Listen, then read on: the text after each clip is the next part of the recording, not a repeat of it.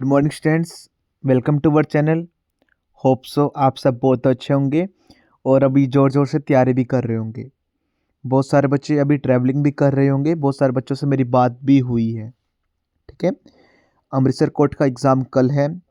ये मैं आज लास्ट वीडियो बना रहा हूँ अमृतसर कोर्ट के लिए।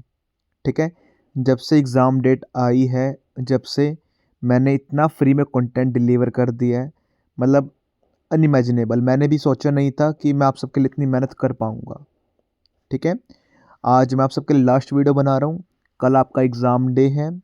बहुत सारे बच्चे से मेरी अभी बात हुई है, अभी कंटिन्यू भी है। बहुत सारे बच्चे अभी ट्रैवलिंग भी कर रहे हैं। कोई दिल्ली से आ रहा है, कोई यूपी से है, कोई पटियाला से, कोई जलंधर से, कोई अमृतसर से, कोई मनसा से, कोई खरड़ से। ठीक है, कोई कहीं का, कोई कहीं का।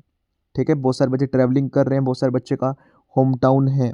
ठीक है, तो सबसे पहले आप सभी को मेरी तरफ से बहुत बहुत शुभकामनाएं। All the best. आपका एग्ज़ाम बहुत अच्छा होगा, टेंशन लेने की ज़रूरत नहीं है बिल्कुल भी। ठीक है, ये लास्ट वीडियो होगी बिफोर एग्ज़ाम। इसके अंदर सभी क्वेरीज मैं सॉल्व कर दूंगा। जो छोटी छोटी चीज़ें हैं जो आप मिस्टेक करेंगे डेफिनेटली, जो मैंने सीखी अपने एक्सपीरियंस से, वो आपके साथ मैं शेयर करूंगा। जो गलतियां आपको नहीं करनी है एग्ज़ाम से पहले। राइट, मैंने बहुत सारा कंटेंट फ्री में डिलीवर किया है।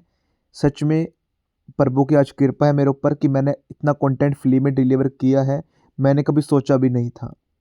देखिए, रोज़ वीडियोस अपलोड हो रही हैं और रोज़ आपके लिए आ रही हैं। बीच में 2 से 3 दिन ऐसे आए थे जब मेरी तबीयत ज़्यादा ख़राब थी, तो नहीं अपलोड हो पाई।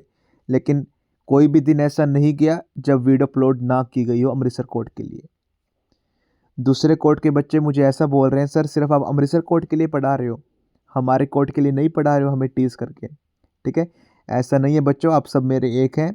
अमृतसर कोर्ट का देखो एग्ज़ाम काफ़ी नियर था, तो इसलिए मैं रेगुलरली वीडियोस बना रहा था। कल से जो रिमेनिंग कोर्ट है उस पर फोकस करेंगे। ठीक है, देखिए, अगर आपको मेरा कंटेंट सच में अच्छा लगा हो या मैंने मेहनत करी हो तुम्हारे साथ, तो प्लीज़ आज वीडियो शेयर करना। छोटा भाई बड़ा भाई जो भी समझ के आज वीडियो ज़रूर शेयर करना। अगर आज आपका दिल करे कि कंटेंट राहुल सर ने वाकई में बहुत अच्छा बनाया है, हमें डिलीवर किया है, पॉइंट टू पॉइंट हमारी हेल्प करी है, तो प्लीज़ आज वीडियो शेयर करना आप। ठीक है, आज मैं खुद बोलूँगा आपको, प्लीज़ वीडियो शेयर करना आप। अगर आज भी नहीं माने तो कब मानोगे भाई आप सब। ठीक है ना, कभी भी कहीं पे भी शेयर कर दो भाई, लेकिन कर दो एक बार शेयर।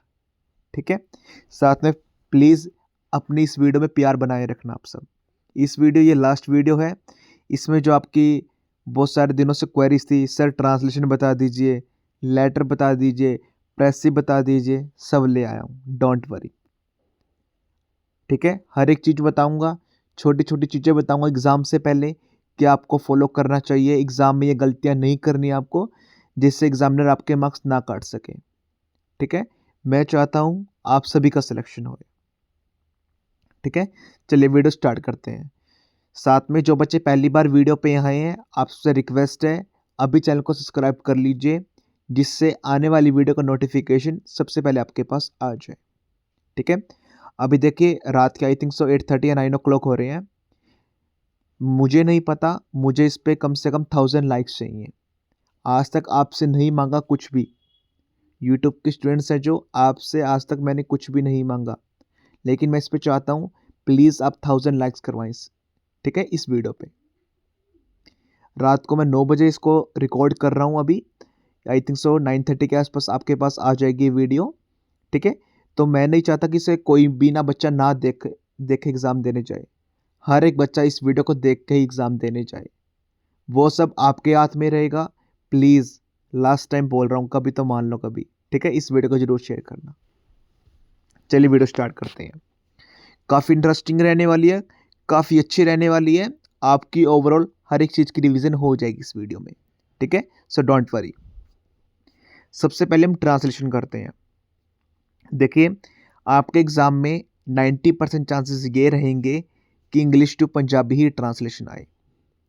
बहुत कम चांसेस है 5 to 10% पंजाबी टू इंग्लिश आए, लेकिन चांस ये रहेंगे आपके इंग्लिश टू पंजाबी ही आए। ट्रांसलेशन दो टाइप से आती है आपके एग्ज़ाम में। कभी कभी वो पूरा पैराग्राफ पूछ लेता है, कभी कभी वो 1 लाइन या 2 लाइन पूछ लेता है, उसको आपको कन्वर्ट करना है।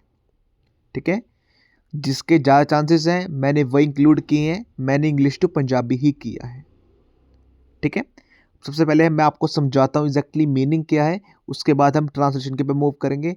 साथ में आपको बताऊंगा कि आपको ट्रांसलेशन कैसे अटैम्प्ट करनी है अगर आपके एग्जाम में आ रही है। ठीक है, देखिए सबसे पहले ट्रांसलेशन में आपको क्या करना है, एक बार पूरा या पैराग्राफ या कोई लाइन आपको पूरी रीड आउट कर लेनी है, जिससे आपको पैराग्राफ का मतलब समझ में आ सके एग्जैक्टली कहना क्या चाह रहा है। ठीक है, जैसे hard work and discipline are the keys to success in life.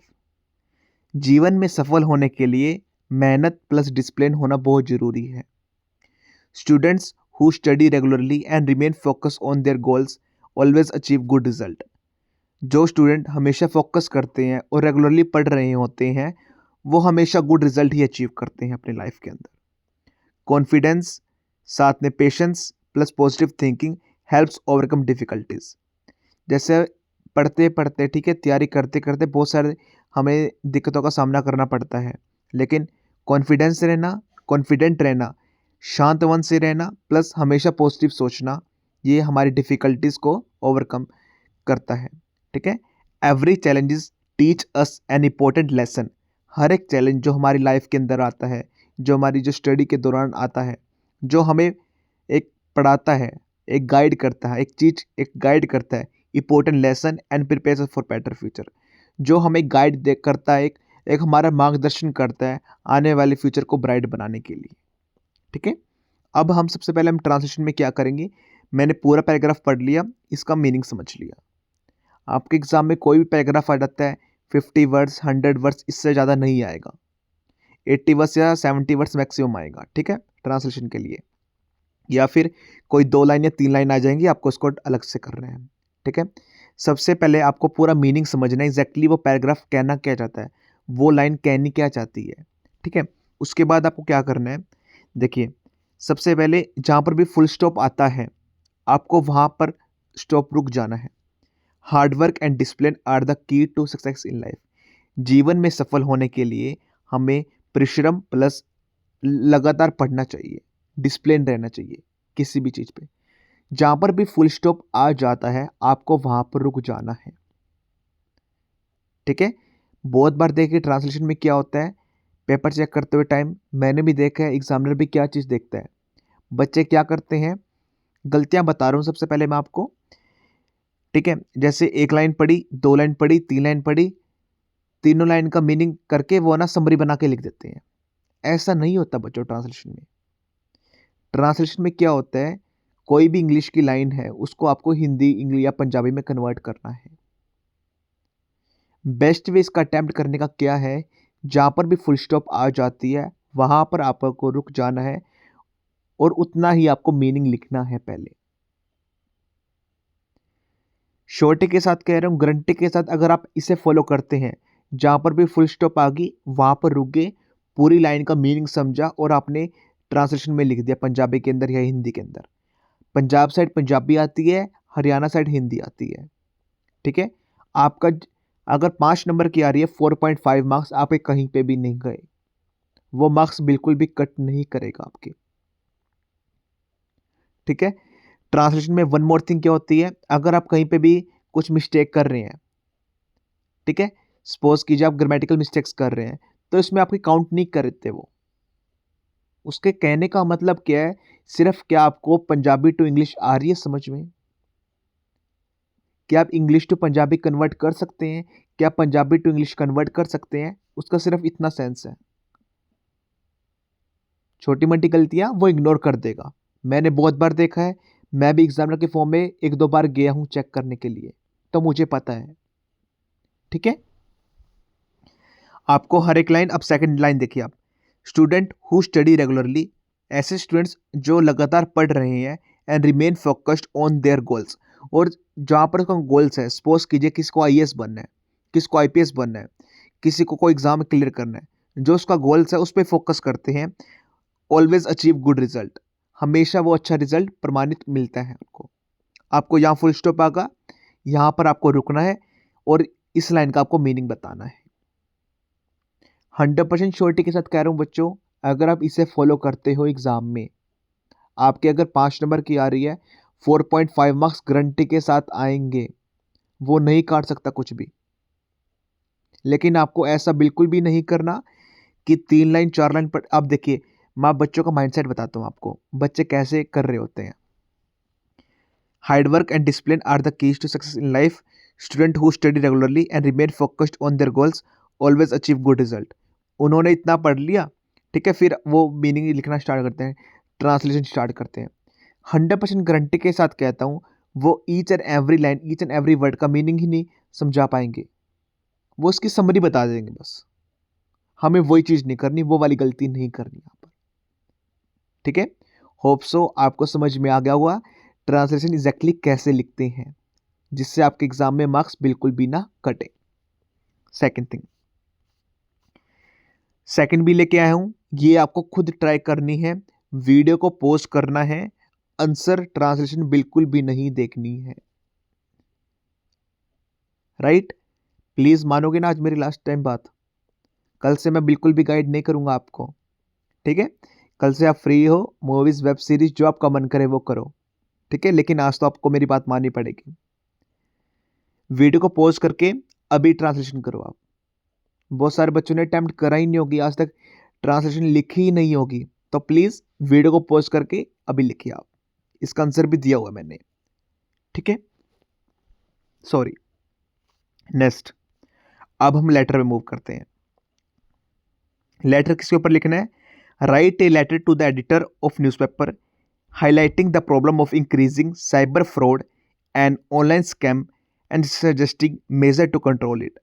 आपको लेटर लिखना है एडिटर को, हाईलाइट करनी है प्रॉब्लम जो साइबर फ्रॉड हो रहे हैं और ऑनलाइन स्कैम हो रहे हैं, और साथ में आपको सजेस्ट करना है कि हम उसे कैसे कंट्रोल कर सकते हैं, ठीक है। आपके एग्जाम में 2 लेटर आएंगे, फॉर्मल, इनफॉर्मल। हमेशा प्रेफरेंस देनी है फॉर्मल को, ठीक है। मेरे अकॉर्डिंग चलोगे, पेड कोर्स के जो स्टूडेंट्स हैं उनको तो फॉर्मल ही लिखना है। आपने और कोई तैयारी कर रखी हो, कोई दिक्कत की बात नहीं है, लेकिन फॉर्मल में सबसे ज़्यादा चांसेस रहेंगे आपको मार्क्स मिलने के। इनफॉर्मल में अगर 5 नंबर की आ रही है वो 2 से 3 दे देगा, लेकिन फॉर्मल में अगर 5 नंबर की आ रही है, 4 नंबर आपके कहीं पे भी नहीं गए, क्योंकि 2.5 से 3 नंबर सिर्फ फॉर्मेट के हैं। अभी प्रॉपर फॉर्मेट में आपको समझाऊंगा एग्जैक्टली कैसे लिखना है, क्या चीजें गलती नहीं करनी है, ठीक है। चलिए स्टार्ट करते हैं। सबसे पहले आपको सेल्फ एड्रेस लिखना है, जैसे house number 28DK1 Patel colony Amritsar. एक लाइन गैप देना है, फिर आपको डेट लिखनी है 4 जनवरी 2026। डेट आपको कंप्लीट लिखनी है, ठीक है। ऐसे नहीं करना GAN लिख दिया, नहीं, ठीक है। सेकंड थिंग, बहुत सारे बच्चे क्या गलती कर रहे हैं, अभी हाउस नंबर लिखा, आगे सिर्फ वो लिख देंगे एड्रेस। डेट लिखी, डेट के आगे लिख देंगे DAT। आपको ऐसा नहीं लिखना कुछ भी, राइट। फिर एक लाइन गैप, फिर आपको सेंडर एड्रेस लिखना है कि आपको कहां पर सेंड करना है। To editor the Tribune Chandigarh, ठीक है। अभी देखिए मैंने गलती कर रखी है इस लेटर के अंदर, मैं आपको गलतियां बताऊंगा अभी, जिससे आप एग्जाम में गलतियां ना कर सकें। मैंने जानबूझ के अभी इस लेटर में गलती करी है, क्योंकि देखिए ये गलती बच्चे 100 में से 90% बच्चे कर रहे हैं गलती। बार बार बताने के बावजूद भी बच्चे गलती कर रहे हैं, लेकिन मैं अब वीडियो बना रहा हूं, मैं जानबूझ के गलती करके लाया हूं इसमें, जिससे बच्चों को बता सकूं ऐसी गलती आपको नहीं करनी। अब देखिए क्या गलती करी है मैंने, ऊपर तो मैंने अमृतसर लिख दिया है, नीचे मैंने चंडीगढ़ लिख दिया है। आपको ऐसा नहीं करना। सपोज कीजिए आप पटियाला रह रहे हैं, पटियाला में जो आपके रोड्स हैं, जहाँ पर की जो कॉलोनी है, वहाँ की जो गार्बेज बहुत ख़राब है, कोई भी मतलब रेगुलरली कुछ भी नहीं सफाई वगैरह हो रही है, या फिर आपके यहाँ पर डिसीज़ काफ़ी फैल रही है, आपके रोड्स जो टूटे फूटे हुए हैं, ठीक है, कंडीशंस अच्छी नहीं है, ठीक है। तो आप वहीं की कंप्लेन, वहीं की अथॉरिटी या मतलब जो आपके सीनियर हैं, जो भी फैकल्टी है, म्यूनिसिपल कॉरपोरेशन या पुलिस स्टेशन कुछ भी है, वहीं को कंप्लेन दोगे ना आप, ये तो नहीं कि आप पटियाला में रह रहे हो लेकिन ये कंप्लेन आप अमृतसर दोगे, ठीक है? ऐसा तो नहीं होगा ना। जिस सिटी में आप रह रहे होंगे, जो ही आपको कंप्लेन है, आपको वही तो आप एक्सप्लेन करोगे ना, अपने सीनियर्स को बताओगे, ठीक है? अब वही है कि आप अमृतसर तो रह रहे हैं लेकिन आप चंडीगढ़ इसके रिगार्डिंग बता रहे हैं। आपको ऐसा नहीं करना है। आपको अपनी सिटी की ही प्रॉब्लम बतानी है। बहुत सारे बच्चे गलती करते हैं, फॉर्मेट में यहाँ से मार्क्स डिडक्ट होते हैं बच्चों के। इसलिए मैंने जानबूझ के, मैंने यहाँ पर अमृतसर लिखा था लेकिन मैंने जानबूझ के इसको कट करके चंडीगढ़ लिखा, जिससे बच्चों में गलतियां बता सकूं, जिनके उनके माइंड में सेट हो सके ये गलतियां, ठीक है? ये गलती आपको बिल्कुल भी नहीं करनी है, ठीक है? नहीं तो देखिए 5 नंबर का रहा है, 2.5 से 3 नंबर आपके सिर्फ फॉर्मेट के ही रहेंगे, 2 नंबर 2.5 नंबर, ठीक है? अगर आप गलती कर देंगे तो वो कैसे दे देगा वो फुल मार्क्स फॉर्मेट के, ठीक है?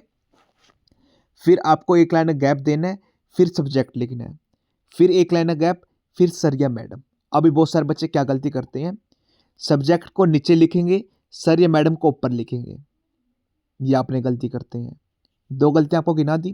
थर्ड गलती, सर या मैडम के बाद कोई भी लाइन बच्चे नहीं छोड़ते, ये भी आप गलती करते हैं, थर्ड गलती।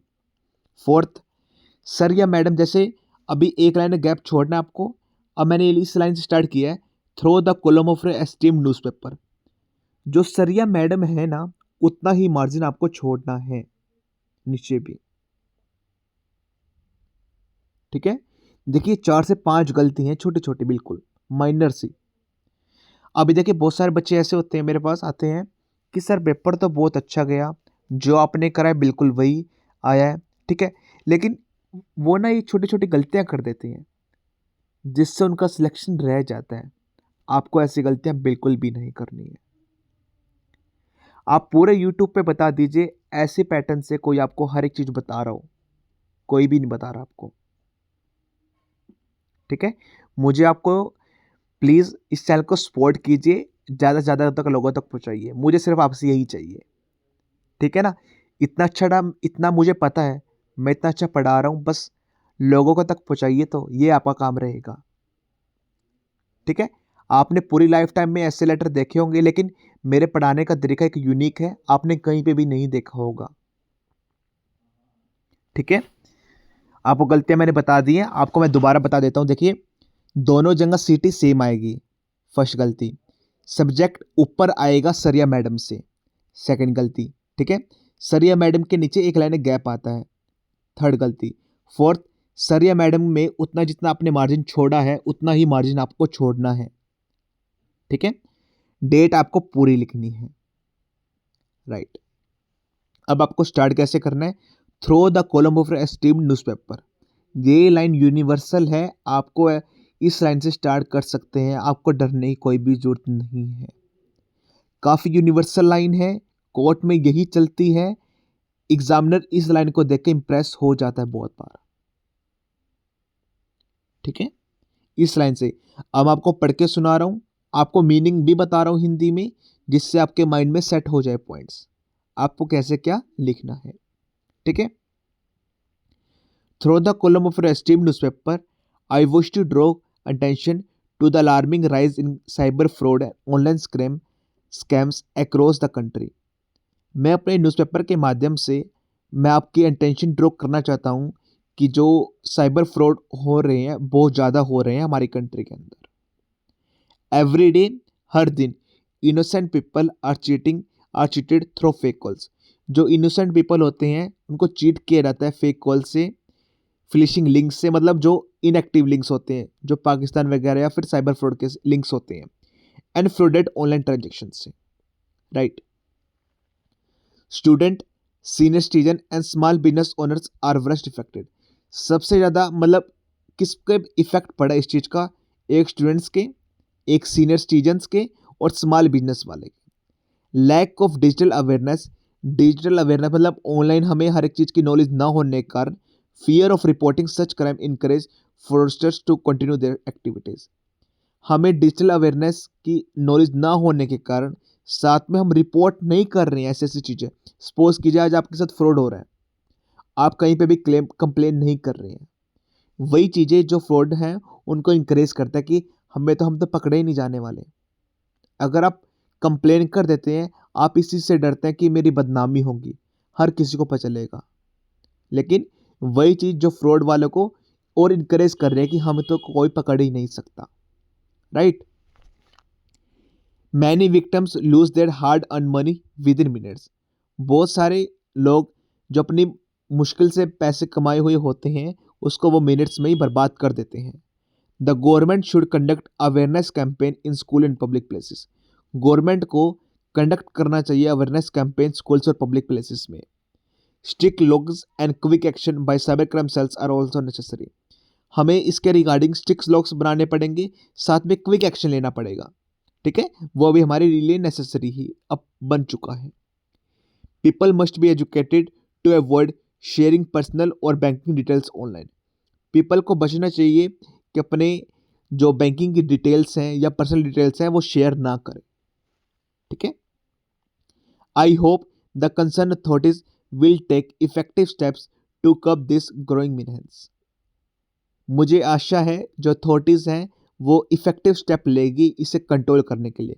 कर्ब का मतलब कंट्रोल करना, ठीक है, एज सुन एज पॉसिबल, ठीक है। लास्ट में thanking you, you are sincerely Rahul sir.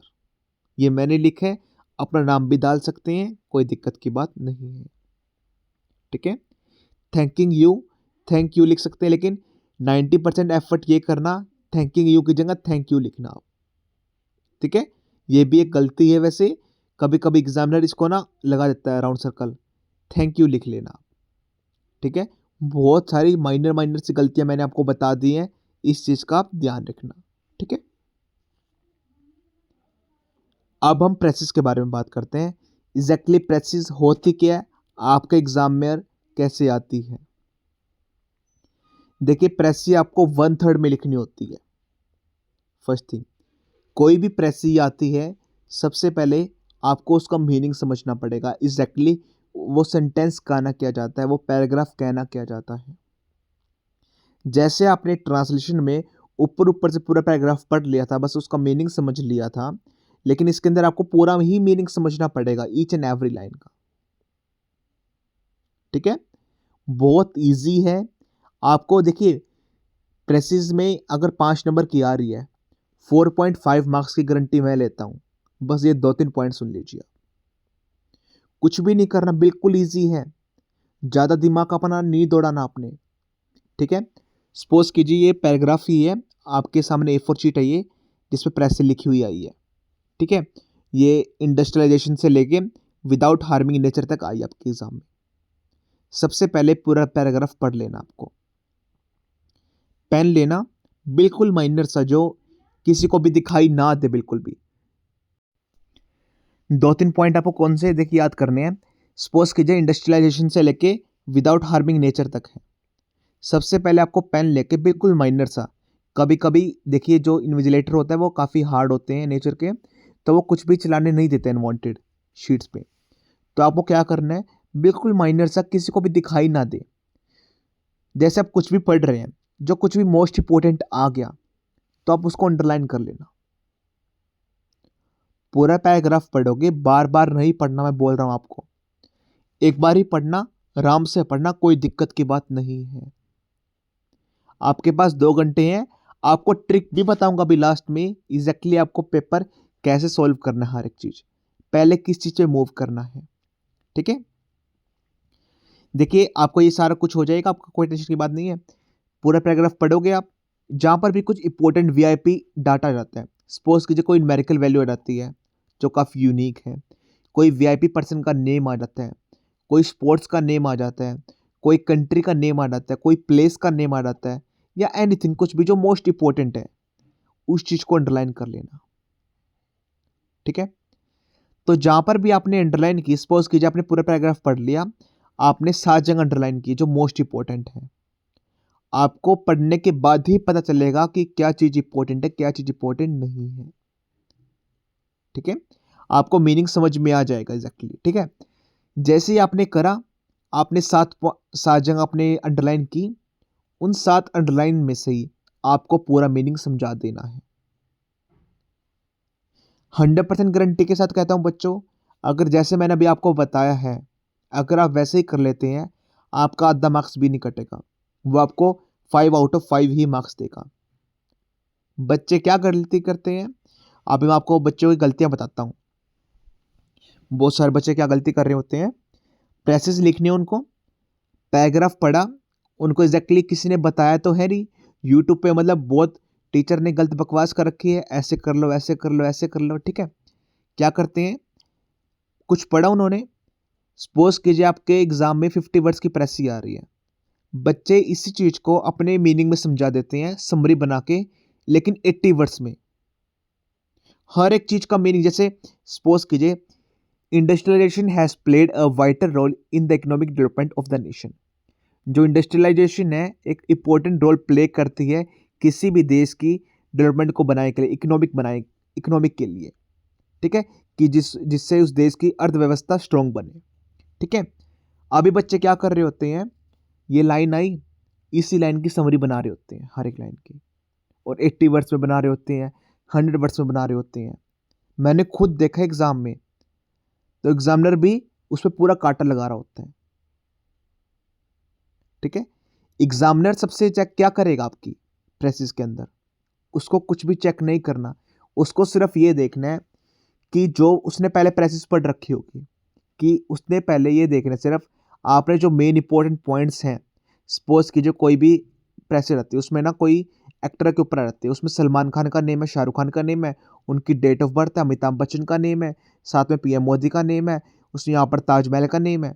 अगर सपोज कीजिए ये सभी आपने वर्ड्स अंडरलाइन कर लिए और आपने इसी को बना के एक समरी बना दी, ठीक है, आपके वो मार्क्स कट ही नहीं कर सकता बिल्कुल भी। आप ऑब्जेक्शन उठा सकते हो, वो मार्क्स कट करेगा ही नहीं आपके, ठीक है। वो मार्क्स कट कर ही नहीं सकता किसी भी कीमत पे, क्योंकि आपने उसका 1/3 बताया है जो मोस्ट इंपॉर्टेंट है, ठीक है। आपने उस चीज पे फोकस किया है जहां पर वो दूसरे बच्चे फोकस करते ही नहीं। एग्जामिनर सिर्फ इस चीज पे फोकस करेगा। एग्जामिनर आपकी पूरी प्रेसी नहीं पढ़ेगा, उसको हजारों पेपर चेक करने हैं, उसका सिर्फ आपका पेपर नहीं चेक कर रहा है, उसने सिर्फ ये चीज देखनी है कि आपने इंपॉर्टेंट चीज लिख रखी है, ठीक है, चलो भाई मीनिंग बता रहा है, ये पूरा मतलब कन्विंस कर रहा है मीनिंग, चलो भाई, बस वो इसी चीज को देखेगा। साथ में 1 नंबर या से 1.5 नंबर आपका टाइटल का होता है, प्लीज आप टाइटल बी लिखना। बहुत सारे बच्चे टाइटल लिखते ही नहीं। अब ये 100 के आसपास आई थिंक सो है, या उससे भी कम ही है, तो मैंने बहुत छोटी बनाई है, 25-30 के आसपास फिनिश कर दिया इसको मैंने। बहुत सारे बच्चे टाइटल लिखते ही नहीं है, इंडस्ट्रियलाइजेशन इसका टाइटल रहेगा। आपने देखे, मुझे नहीं पता, यूट्यूब के स्टूडेंट्स हैं जो मेरे साथ जुड़े हुए हैं, रेगुलरली मेरी वीडियोस देख रहे हैं, तो आपको पता होगा प्रेसिस के बारे में, मैंने पहले भी पढ़ाई है। लेकिन बहुत सारे बच्चे बिल्कुल फ्रेश हैं, उनको कुछ भी नहीं पता, यूट्यूब से और कोई प्रेसिस वगैरह देख के आए हैं, एस्से लेटर देख के आए हैं, ठीक है। चलो बहुत अच्छी बात, आप देख के आए, कोई दिक्कत की बात नहीं है, सभी टीचर अच्छे हैं, लेकिन वो कुछ गलत बता रहे हैं। देखिए आपने कुछ गलत सीख रखा है, अगर आप एग्जाम में वही गलती कराओगे तो कैसे आपका एग्जाम क्लियर होएगा। राइट फ्रॉम फर्स्ट डे, जिस दिन मैंने चैनल स्टार्ट किया था, मैंने सिर्फ ये सोचा था कि बच्चों को बिल्कुल 100% गाइडेंस दूंगा, जो बिल्कुल एक सीधी राह पे चले, कोई मिस गाइडेंस नहीं कि दूसरे टीचर की तरह कि ऐसा कर लो, ऐसे करने से ऐसा हो जाएगा, ऐसे करने से ऐसा हो जाएगा, नहीं, ठीक है। वो मेरी अंतरात्मा ही नहीं मानती है इस चीज़ को करने से, मेरे एथिक्स ही नहीं अलाउ करते हैं इस चीज़ों करने से, ठीक है। तो जैसे मैंने बताया है, आप पहले कोई भी पैटर्न फॉलो करते हो, प्लीज़ अपने माइंड से उसको स्किप कर दीजिए। जैसे मैं बता रहा हूँ वैसे अगर फॉलो करोगे, डेफिनेटली एग्ज़ाम वाले दिन आप देखना कि हाँ, राहुल सर ने कुछ बताया था और मेरे मार्क्स का डेफिनेटली बहुत ज़्यादा इंक्रीज हुए हैं। बच्चों के डिस्क्रिप्टिव में 30 मार्क्स में से मैंने चेक किए, पहले 10, 9, 8, 12 नंबर आते हैं, ठीक है, और अब एग्ज़ाम देने के बाद 25, 26 ऐसे मार्क्स आ रहे हैं आउट ऑफ 30। कुछ तो मेरे में भी बात होगी ना यूनिक, क्योंकि देखो मुझे पता है हर एक चीज़ जो मैं एक्सप्लेन कर रहा हूँ यूट्यूब पे कहीं पे भी कुछ भी नहीं कर रहा, मैं पूरी मेहनत से पढ़ा रहा हूँ, बस मैं अपना कर्म कर रहा हूँ। ठीक है, आप अपना सोल्यूशन देख लेना इसका इंडस्ट्रियलाइजेशन का, मैंने आपको समझा दिया है। ठीक है, अब हम देखिए वीडियो काफ़ी लंबी बन रही है, टाइम भी नहीं है आपके पास, तो अब जनरल नॉलेज के क्वेश्चन पे मूव करते हैं। मोस्ट इंपॉर्टेंट लेके आया हूँ, अराउंड 50 क्वेश्चन ही लेके आया हूँ। एग्ज़ाम में चांसेस हैं इनमें से 10 से 12 क्वेश्चन आ जाएंगे। चलिए स्टार्ट करते हैं। विच वैदिक text first mention the political bodies सभा एंड समिति? जो सभा और समिति है वो कौन से वेद के अंदर पाए जाते हैं, आते हैं? ठीक है, जो वैदिक टेक्स्ट को बिलोंग करते हैं, ऋग्वेद, सामवेद, यजुर्वेद, अर्थवेद, दैट कॉल्ड ऋग्वेद। गायत्री मंत्र आपको बताना है कौन से ऋग्वेद में आता है। साथ में एक और मोस्ट इंपोर्टेंट क्वेश्चन यहाँ से बनता है, एक मुंडकोपनिषद, राइट, मुंडकोपनिषद कौन से वेद के अंदर आता है, आपको ये बता देना, बस वेद पूरा खत्म, वेद में से कुछ भी क्वेश्चन नहीं बन सकता। Who introduced the permanent settlement system in India in 1793? That's called Lord Cornwallis. Third question. Which national movement marked large scale participation of women in India? कौन सी नेशनल मूवमेंट मार्क की गई थी जिसमें वुमेन ने सबसे ज़्यादा पार्टिसिपेट किया था? That called civil disobedience movement. बहुत बार करवा दी है, ईयर भी आपको याद हो गया होगा, कमेंट सेक्शन में भी बता देना। Next question, against which British law was the Dandi march organised in 1930? कौन से ब्रिटिश लॉ के तहत उसके अगेंस्ट डांडी मार्च ऑर्गेनाइज की गई थी 1930 में? सल्टर लॉ के तहत। Which article of Indian constitution provide the national emergency? Article number 352। अगर आर्टिकल आएंगे इमरजेंसी से, आर्टिकल 352, आर्टिकल 356, आर्टिकल 360, इन तीनों में से ही आएंगे, याद कर लेना, कमेंट सेक्शन में बता देना आर्टिकल 356 किसे इसके अंदर क्या आता है और आर्टिकल 360 में क्या आता है। Under which article does the election commission of India drive its authority? That is article number 324। Next question, which schedule of the Indian constitution deals with panchayati raj institution? That's called 11th schedule. Who appoint the chief election commissioner of India? कौन appoint करता है chief election commissioner of India को? That's called president of India.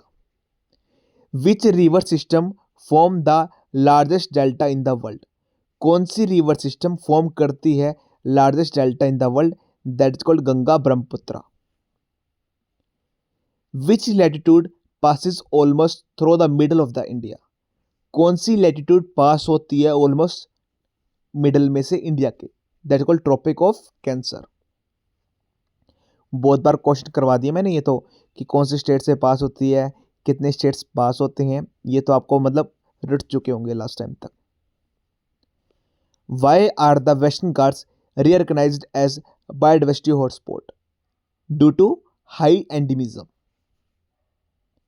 What is the main objective of the Paris Climate Agreement? Main objective क्या है Paris climate agreement का? That's called हमें limit करने, कम करने global warming. Next question, which Indian state has the largest forest cover by area? ये भी मैंने बहुत बार करवा दिया आपको, that the answer is MP, Madhya Pradesh. What does the term carbon, जिसमें मतलब हम न्यूट्रल करते हैं कार्बन को, ठीक है ना, उसका मीनिंग क्या होता है? Means net zero emission. ये क्वेश्चन देखिए बहुत बार आया है, वो आपको ये क्वेश्चन ट्रू फॉल्स में पूछ लेता है कि कार्बन जो न्यूट्रल मीन्स, ऐसे देखिए क्वेश्चन कैसे आएगा, ये वाला क्वेश्चन आपको मैं समझा देता हूँ। Carbon neutrality is equal to net zero emission, true और फॉल्स। बहुत बार एग्जैक्टली सेम क्वेश्चन उठ के आया हर बार कोर्ट में, तो याद रखना, ठीक है। Who introduced the concept of biodiversity hotspot?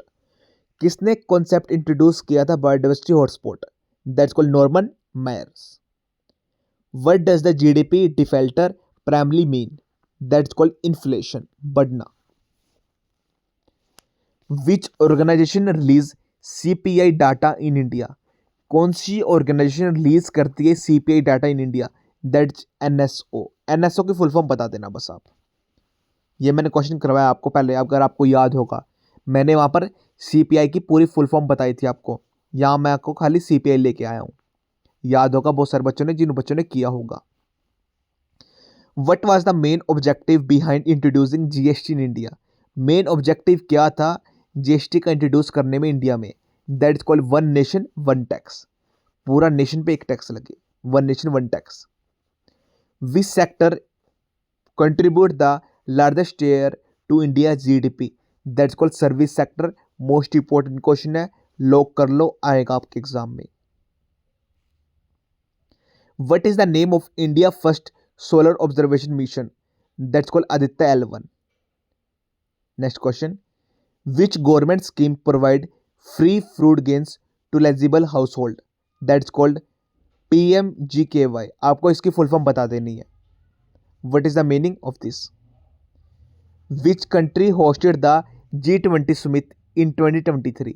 कौन सी कंट्री ने होस्ट की थी G20 summit in 2023? अभी जो लेटेस्ट हुई है वो भी आपको बता देनी है, कौन सी कंट्री अभी कर रही है इसको होस्ट। ठीक है, आपको बता देना है। कल क्वेश्चन करवाया था मैंने, अभी पता चल जाएगा अपने याद है या नहीं है। ठीक है। Which Indian city frequently host major global summit and events? That's called New Delhi. Which Harappan site is located on the bank of the Ravi river? Harappa. Mohenjodaro कौन सी रिवर पे लोकेटेड है, आपको ये भी बताना है। ये रवि रिवर पे, वो कौन सी है, इंडस पे है। Who was the founder of Gupta dynasty? That's called Shri Gupta. Which Mughal emperor introduce the mansabdari system? Akbar. ये भी क्वेश्चन पहले करवा चुका हूं आपको बहुत बार। Which movement was launched after the Jallianwala Bagh massacre? That's called non cooperation movement. ठीक है, 3 क्वेश्चन ही बच गए, 3-4 क्वेश्चन ही रहते हैं अभी। Which article of the constitution guarantee freedom of speech? That's called article 19.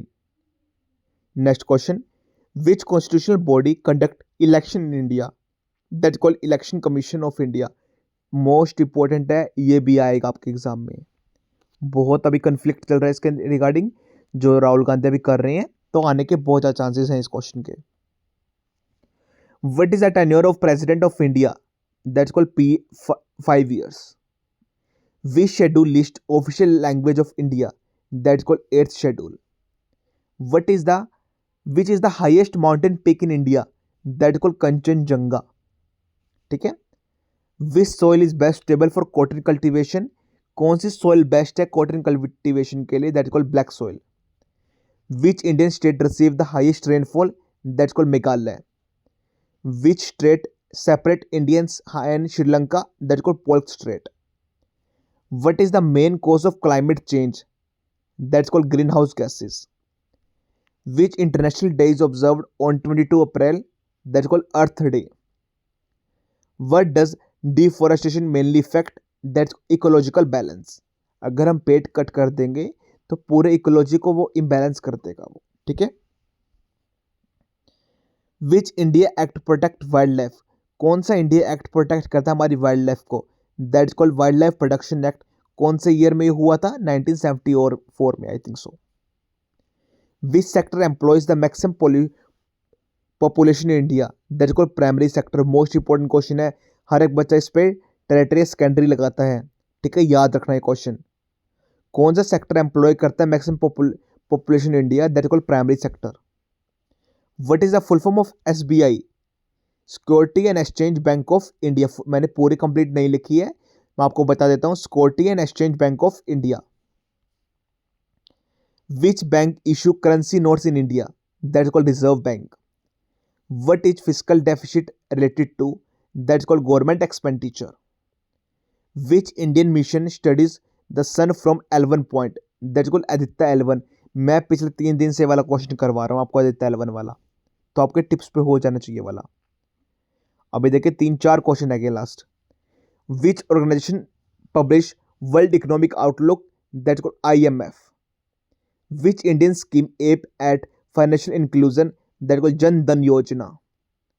Which platform enables instant digital payment in India? That's called UPI. And the last question, which year did Chandrayaan 3 land on the moon? 2023. Hope so ये around 48 around या 40-50 question होंगे, तो आपको करने में बहुत मजा आया होगा. ठीक है, देखिए मैंने अपनी पूरी जी जान लगा दी, पूरी मेहनत लगा दी आप सबके सिलेक्शन के लिए. इससे ज़्यादा टीचर कोई भी मतलब नहीं प्रोड्यूस कर सकता आपको. इससे ज़्यादा मेहनत कोई भी टीचर नहीं कर सकता आपके लिए. ठीक है, मेरी आपसे रिक्वेस्ट रहेगी, एक बार फिर मैं आपको याद दिला देता हूँ, प्लीज़ वीडियो पे 1000 लाइक्स होने चाहिए. अपने फैमिली मेम्बर से करवाओ, अपने फैमिली मेम्बर को शेयर करो, तो प्लीज़ आज शेयर कर दो यार. कभी तो आपको माननी पड़ेगी, आज तो आप मेरी बात मान लो, कल एग्ज़ाम है. ठीक है, वन मोर थिंग, देखिए your hard work meets opportunity tomorrow. कल आपका अमृतसर कोर्ट का एग्ज़ाम है. Believe in your self and perform your best. Success wishes Rahul sir. बहुत सारे बच्चों को मैंने मैसेज कर दिया है, तो बहुत सारे बच्चों का भी मैसेज ये पेंडिंग है. तो जिन बच्चों को भी रिसीव नहीं हुआ है, एक्सट्रीमली सॉरी फॉर दिस, आपके पास पहुंच जाएगा. देखिए ये वीडियो आपको डेफिनेटली मिली होगी, तो आपको मिल गया होगा. मेरी ब्लेसिंग्स आप सबके साथ ही रहेंगी. एग्ज़ाम बहुत अच्छा होने वाला आपका. ठीक है, अभी मैं आपको गाइड कर देता हूँ एग्जैक्टली आपको फटाफट के करना कैसे है. जैसे आपके एग्जाम में 50 क्वेश्चन आएंगे जनरल नॉलेज के. ठीक है, पहले 5 से 7 मिनट में आप 50 क्वेश्चन गो थ्रू हो जाओगे आराम से. जो भी क्वेश्चन आपको आता होगा टिक करके आगे बढ़ जाना है. किसी भी क्वेश्चन पे होल्ड नहीं करना है 1 या 2 मिनट का. ठीक है, जो भी क्वेश्चन आता होगा आपको समझ आ जाएगा, पहली बार में रीड करते ये मुझे क्वेश्चन आता है, आंसर कर देना, आगे बढ़ जाना है. मुझे नहीं पता जो मेरे बच्चे जो ये वीडियो भी देख रहे हैं, बड़ी काम की चीज़ बता रहा हूँ. देखिए बहुत सारे बच्चे अभी बीच में वीडियो छोड़ के चले गए होंगे. 5 से 7 मिनट बाद आपको इंग्लिश सेक्शन पे मूव कर जाना है. आपको सबसे पहले synonyms, antonyms, one word preposition सब कुछ छोड़ देना, एसे लेटर पे मूव हो जाना. चाहे आपके एग्जाम में एक एसे आए हो या चाहे आपके एग्जाम में चारों चीज़ आई हो, एसे, लेटर, ट्रांसलेशन, प्रेसेस, मुझे नहीं पता. पहले 5 से 7 मिनट सिर्फ जनरल नॉलेज को देके टिक द करेक्ट वन करके जो आप क्वेश्चन आते हो वो करके आपको ऐसे लेटर पे मूव हो जाना है. ठीक है, मैंने बहुत बच्चों से देखा है, बहुत बच्चों से गलतियां होती है, टाइम का इशू बन जाता है. आपको अभी देखिए बिल्कुल नए हो, मुझे बहुत टाइम हो गया है, बहुत सारे बच्चों का पेपर कंप्लीट ही नहीं होता है. तो प्लीज़ पहले 5 से 7 मिनट देके ऐसे लेटर पे मूव कर जाना है. मुझे नहीं पता, जो आपकी 8th मिनट स्टार्ट होएगी उस टाइम पे आपका ऐसे स्टार्ट हो जाना चाहिए. ठीक है, ऐसे लेटर पूरा स्टार्ट कर देना, क्योंकि देखिए आप ऐसे लेटर मैंने आपको बताया, फिक्स कंटेंट दिया है, स्पेसिफिक बता दिए कौन कौन से आएंगे, कोट बता दिया है, स्टार्टिंग में लिखना, एंडिंग में लिखना, एक यूनिक वे बता दिया है. आपको बस फटाफट लिखते जाना है. अगर 10 मार्क्स का आ रहा है 1.5 शीट्स, 20 मार्क्स का आ रहा है 2.5 शीट्स, 30 मार्क्स का आ रहा है 3.5 sheets. One more thing, examiner से वहां पर पूछ लेने विजिलेटर से कि आप एक्स्ट्रा शीट्स प्रोवाइड करोगे. अगर वो नहीं प्रोवाइड करते, जितना आपको स्पेस दिया है उसी स्पेस में आपको कंप्लीट करना है. फिर आपका ये वैलिड नहीं रहेगा कि आपको 1.5 शीट्स देनी है, भरनी है 2.5 शीट्स भरनी है. थोड़ा कम राइटिंग करके, थोड़ी बीडी राइटिंग करके तो आपको सारा कंटेंट लिखना है. वन मोर थिंग, किसी भी ऐसे लेटर पे जरूर ये देख लेना कितने मार्क्स का है या फिर कितने वर्ड्स का लिखना है. ठीक है, वन मोर थिंग, जैसे आप कोई भी 50 क्वेश्चंस आपको ओएमआर शीट नहीं मिलेगी, टिक द करेक्ट वन करने होंगे आपको. सपोज कीजिए 4th क्वेश्चन है, 4th क्वेश्चन का आंसर सी है और आपने गलती से या फिर आपने ए पे टिक कर दिया, तो आपको थोड़े टाइम बाद याद आया यार इसका आंसर तो सी था, मैंने तो ए पे टिक कर दिया. तो आप ए को कट करके सी पे टिक करते हो. ठीक है, लेकिन सी में जो 4th क्वेश्चन था उसका सी आंसर बिल्कुल सही था, लेकिन फिर भी आपको 4th क्वेश्चन के मार्क्स नहीं दिए जाएंगे क्योंकि आपने कटिंग कर दी है. कटिंग बिल्कुल भी एग्जाम में अलाउ नहीं है. एक बार जो आपने टिक कर दिया वही आपका वैलिड होगा.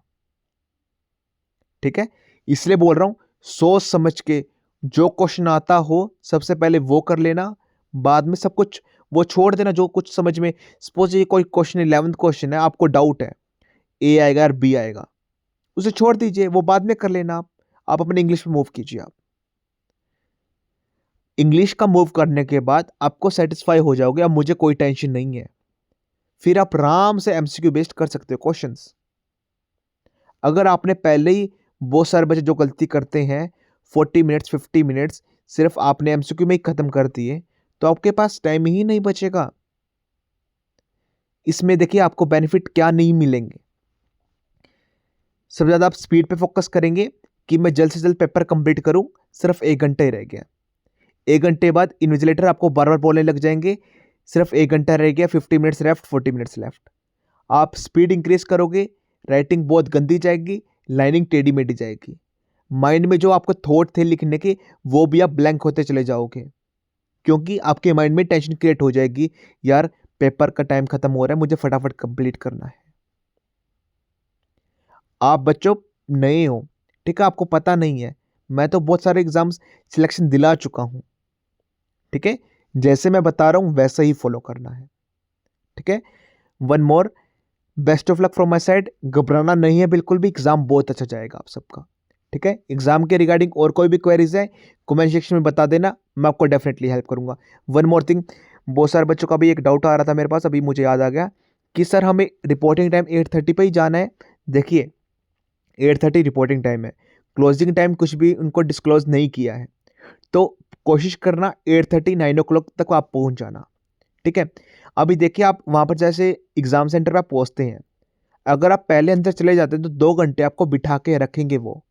आपका एग्ज़ाम 11 बजे ही स्टार्ट होएगा सभी बच्चों के साथ, तो ऐसा मत करना, ठीक है।